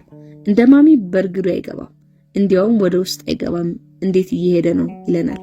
አፋችን እየተንተባተበና ቃላት አፋችን እየተጋጨ ጥሩ ነው ምንም አይደል እንላለን። አይዞን ብሎ ተመልሶ ይሄዳል። አርብ ታዲያ እዚያው በር ላይ እንደቆመ ዋሌቱን ከኋላ ኪሱ ያወጣና ድፍን 50 ብር መዞ በሩ ስር የቆመች የመጽሐፍ መደርደሪያ ጫፍ ላይ ያስቀምጦልን ይሄዳል። ብዙ ጊዜ ሩሃን እንጋብዝበታለን። በተረፈው ለሳሌምና ለማሚ ኬክ እንገዛላቸዋለን። ሁለቱም ኬክ ይወዱ ነበር። ማሚ ኬክ በእኛ ጊዜ ቀረ እያለች ሳሌም ነገም ኬክ እንበላለን እያለች ትዝታና ተስፋን ዛሬ ላይ እንጋብዛለን። ሩሃ ቅዳሜ እነ መሐሪ ቤት መምጣት ከጀመረች ሰነባብታ ነበር። በጋሽ ዝናብ ወታደራዊ ትዕዛዝ መሰረት በስንት ክርክርና ፍርሃት ማሪ አይሆንም ብሎ በኔው ውትወታ አምጥተን ካስተዋወቅንና በኋላ ከእኛም በላይ ቤተኛ ሆና ቁጫለች። በምን ቀን ያስተዋወቅናት እስከምንል በተለይ ማሚ ልክ እንደ ልጇ ሚስት ነበር አቀባበሏ። ታዲያ መሐሪ ለብቻው እንደዚህ ስለው ሚስት ናትና ይለኛል። ማሚ ፊት ይሁን ጋሽ ዝናቡ ፊት ሩሃ በመጣሽ ቁጥር ሁል ጊዜ ያፍራል። ፍቅረኛው ቤት መምጣቷ ብዙ ምቾት የሰጠው አይመስለኝም። እውነቱን ለመናገር እኔም የሩሃ ነገር ምቾት ነስቶኝ ነበር። አስተዳደጓ ይሁን አሊያም ተፈጥሯ ሩሃ ፍርሃት የሚባል ነገር ያልፈጠረባት ልጅ ነበረች። ከልክ ያለፈ ነፃነቷ በመሸማቀቅ ጭብጥ ላክ ነው ለኔና መሐሪ በቀላሉ የሚለመን ነገር አልሆን ብሎን ተቸግረን ነበር። መሐሪ ወላጆቹ ባሉበት ሩሃ ፈጽሞ አጠገቡ እንድትቀመጥ አይፈልግም። ሩሃ ደግሞ ጎኑ ከመቀመጥ አልፎ ክንዷን ትከሻዋ ላይ ጣል ታደርጋለች። ጋሽ ዝናቡ ፊት ጭምር እንደዚያ ታደርጋለች። መሐሪ ታዲያ ክንዷ ባረፈበት ቁጥር ዝንብ እንዳረፈበት ፈረስ ሰውነቱን እያነዘረ ክንዷን ሊያባርረው ይታገላል። አቤት ያ ትዕይንት እንዴት እንደሚያዝናናኝ። አንድ ቀን ማትሪክ ወስደን እረፍት ላይ በነበርንበት ሰሞን ሩሃ እነ መሐሪ ቤት መታ ሰብሰብ ብለን እናወራለን። ልክ እንደ ጓደኛዋ ነበር ጋሽ ዝናቡን የምታወራው።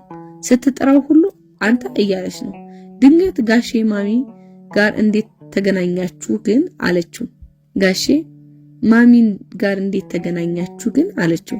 እንዲሁ አለችው። እኔና መሐሪ ተሳቀለን ሞት። መሐሪ በቀስታ መልካች ጣቱን ከጆሮው በላይ ራሱ ላይ ሰክቶ እንደ ቡለን መፍቻ እያዞረ አሳየኝ። ያማታል እንዴ ማለቱ ነበር። ትከሻዬን ሽቅብ ሰበቅኩና ሳቄን አፍኜ ዝም አልኩ።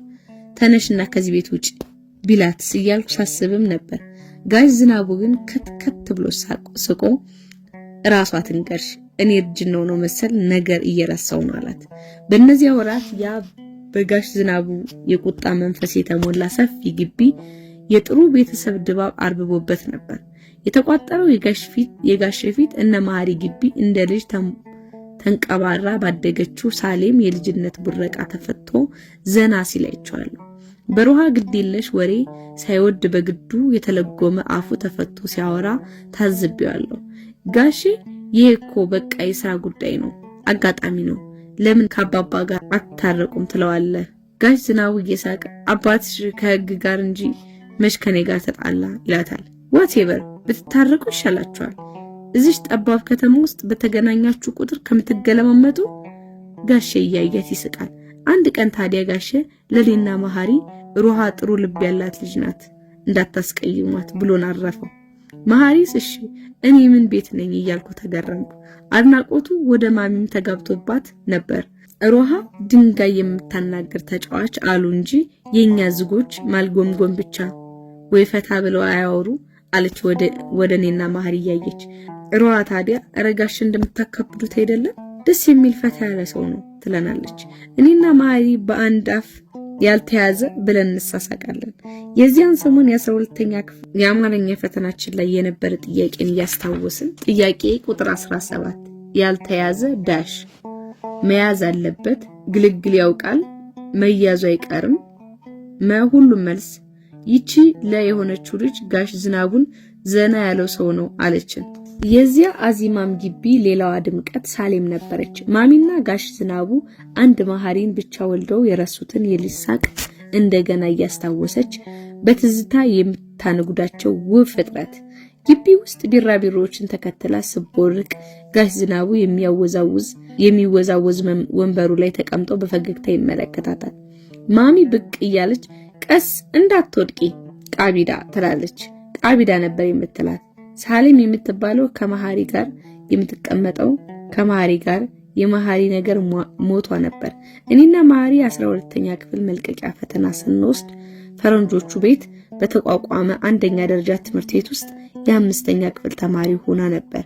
ሰማያዊ አጭር ባለማንገቻ ቀሚስ ጉልበቷ ድረስ በሚደስ ነጭ ካልሲ ለብሳ ገና በዚያ እድሜዋ ወገቧ ላይ የደረሰ ጥቁር ጸጉሯ ቁጥርጥር ተሰርቶና ጫፍ ላይ በቀይ ቢራቢሮ ቅርጽ ባላት የጸጉር ማስያዣ ተይዞላት ማሚ ነበረች ብዙ ጊዜ የምትሰራት።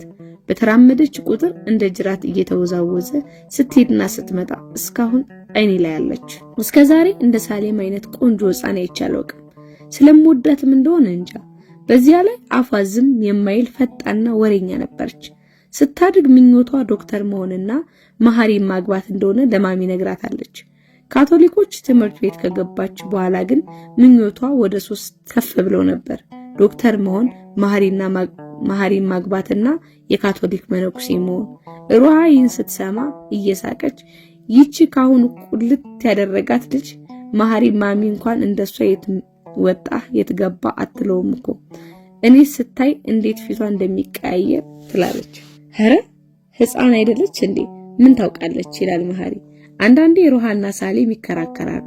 ሩሃ ድምጿን ቀንሳ ማሚ እንዳትሰማት ሳሌም መሐሪ የኔ ባል ነው ይዤው ሄዳለሁ እሺ ትላታለች።